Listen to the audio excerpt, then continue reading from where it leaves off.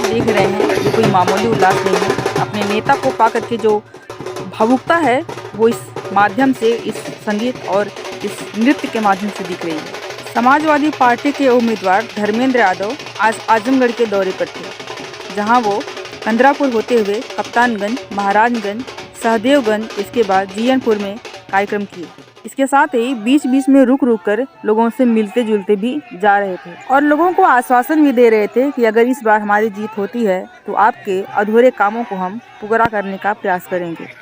मंदिर में प्रेस वार्ता करते हुए सांसद निरहुआ पर हावी रहे। उन्होंने कहा कि ये बड़बोला वाली सरकार है, वादे तो करती है लेकिन पूरा करना नहीं जानती। आजमगढ़ की क्रांतिकारी समाजवादी सरजमी को नमन करता हूँ।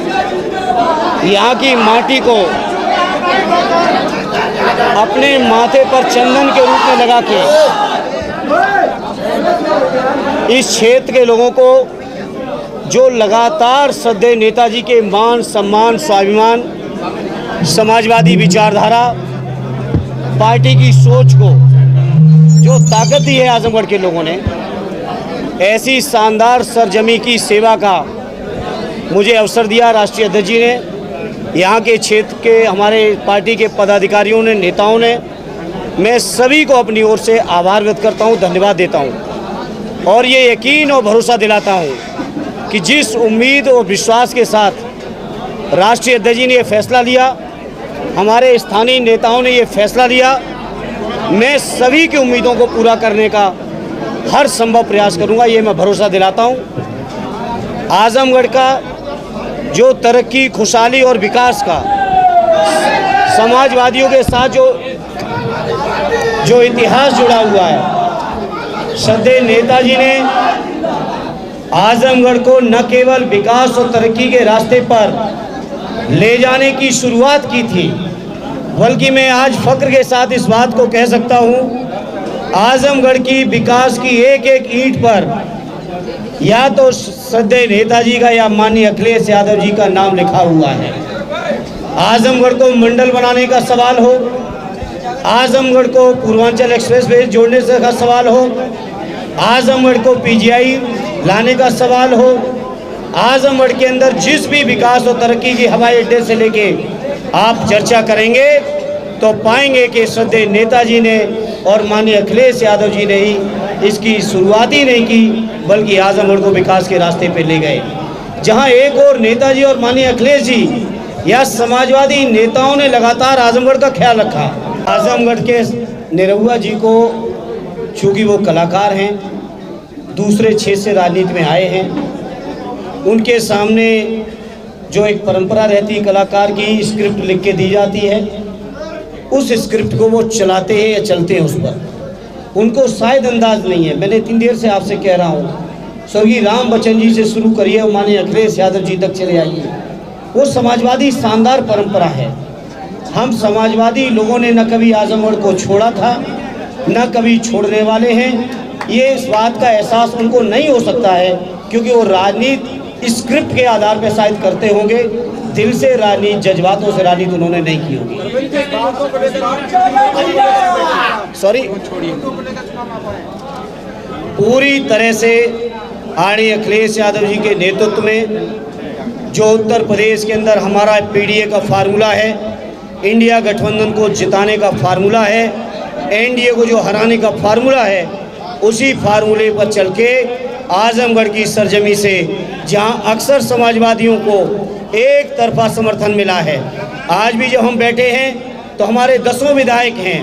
आरडी जमाली साहब की कमी थी, मुझे फख्र और गर्व इस बात का है, इस चुनाव में वो भी कमी पूरी हो गई और आज उनकी भी दुआएं आज हमारे साथ हैं। मुझे यकीन है कि न केवल आजमगढ़ सदर बल्कि बगल की लालगंज की लोकसभा भी एक तरफा समाजवादी पार्टी यहाँ से जीत के जाएगी।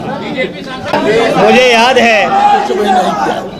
याद है श्रद्धेय नेताजी का 2014 का चुनाव आप सबको भी याद होगा।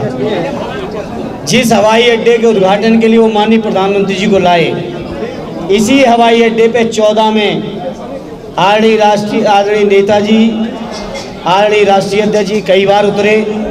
मुझे वो दिन भी याद है, सठियाओं की चीनी मिल का शिलान्यास हुआ था, उस कार्यक्रम में भी मुझे आने का सौभाग्य मिला था। सदैव नेताजी आए थे तो जहाँ चीनी मिल का तो उद्घाटन किया ही था, शिलान्यास किया ही था, वहीं इस हवाई अड्डे का भी उद्घाटन से लेकर सारी चीज़ें पूरी हो गई थी। अगर मुझे सच याद है, सही याद है, तो आजमगढ़ की मुझे याद है कन्या विद्याधन की योजना की शुरुआत आदरणीय अखिलेश यादव जी ने इसी हवाई अड्डे से उतर के और हवाई अड्डे के बगल में एक विशाल पंडाल लगा के उसकी शुरुआत की थी। आजमगढ़ के भाइयों, आपको याद होगा। तो जो लोग कहते हैं कि काम किया है, जो काम 10 साल पहले हो चुका है, अगर उसी के ऊपर पत्थर लगाना हो, उसी के ऊपर उद्घाटन लगाना हो, तो हो सकता है बीजेपी के लोग जाने किन किन इमारतों पर जो जाने कब की बनी हो उनके ऊपर भी पत्थर लगा सकते हैं, इसलिए मैं उस बहस में नहीं जाऊंगा। आजमगढ़ के लोग जानते हैं कि समाजवादियों ने आजमगढ़ के लिए, और समाजवादी इस बात को महसूस करते हैं कि आजमगढ़ के लोगों ने उनके लिए क्या किया है। बिल्कुल जाएंगे, हमारी पार्टी लगातार सक्रिय है इस क्षेत्र से, जिस इलाके में ये हवाई अड्डा है, गोपालपुर विधानसभा, यहाँ से हमारे विधायक भाई नफीस जी, हमारी पार्टी के अध्यक्ष जी से लेके पूरी पार्टी इस मुद्दे पर लगातार सक्रिय रही। कई बार लखनऊ में मेरी उस मुद्दे पे बात हुई, और जाने की जहाँ तक सवाल है, आजमगढ़ के एक एक व्यक्ति के दरवाजे पर जाने में न कोई संकोच है, बल्कि सौभाग्य है कि आजमगढ़ के हर व्यक्ति का आशीर्वाद लेने का मौका मिले। आपको नहीं महसूस हुआ क्या? आपको यहाँ की जनता को कैसे आश्वस्त करेंगे कि उनकी समस्या आप डायरेक्ट सुनेंगे? बिल्कुल सुनेंगे, सुनी है, और यहाँ की जनता को यही यकीन न होता तो हमारे 10 के 10 विधायक यहाँ की जनता के आशीर्वाद से कैसे जीतते। लगातार हर चुनाव दर चुनाव देश में, प्रदेश में कहीं भाजपा के लोग जीते हों, लेकिन आजमगढ़ के लोगों ने कभी बीजेपी के लोगों को जीतने नहीं दिया है। एक ये जीत हुई है, एक एक्सीडेंटल जीत है, उसका लोगों को अफसोस भी है, एहसास भी है, और इस चुनाव के परिणाम जब आएगा 4 जून को, तब आप महसूस करोगे कि आजमगढ़ के लोगों ने किस कदर जवाब दिया है।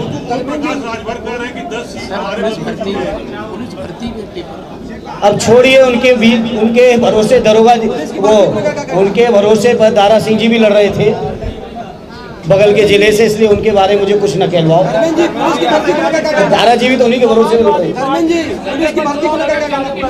पुलिस की भर्ती के बारे में इतना ही कहूँगा, जिस तरह से प्रदेश के 50 लाख नौजवानों के साथ अन्याय, अत्याचार, बहाना, धोखा, जिन भी शब्दों का आप इस्तेमाल कर सकते हैं, वो हमारे प्रदेश के नौजवानों के साथ हुआ है।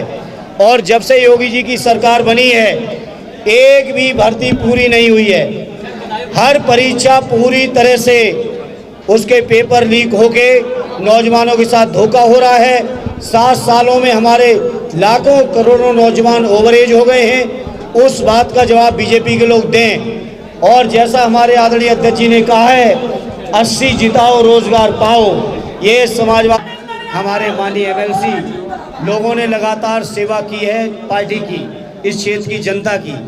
जहाँ तक मेरा सवाल है, तो मैं आपको यही यकीन दिलाता हूँ, बदायूं में भी घर बना के रहा हूँ और आजमगढ़ में भी मेरे आने से पहले घर बन रहा है। आजमगढ़ के लोग केवल स्थानीय राजनीति नहीं करते, आजमगढ़ के लोगों की नज़र देश और प्रदेश की भी राजनीति पर बहुत रहती है। तो मैं आजमगढ़ वालों को यह भी यकीन दिलाता हूँ, जो उनकी क्रांतिकारी तेवर है, जो उनका राजनीति में मान, सम्मान, स्वाभिमान और गौरव है, उस गौरव को यहाँ से लेके देश की संसद तक बढ़ाने में कोई कसर नहीं रखूंगा। ये मैं आजमगढ़ वालों को भरोसा दिलाता हूँ।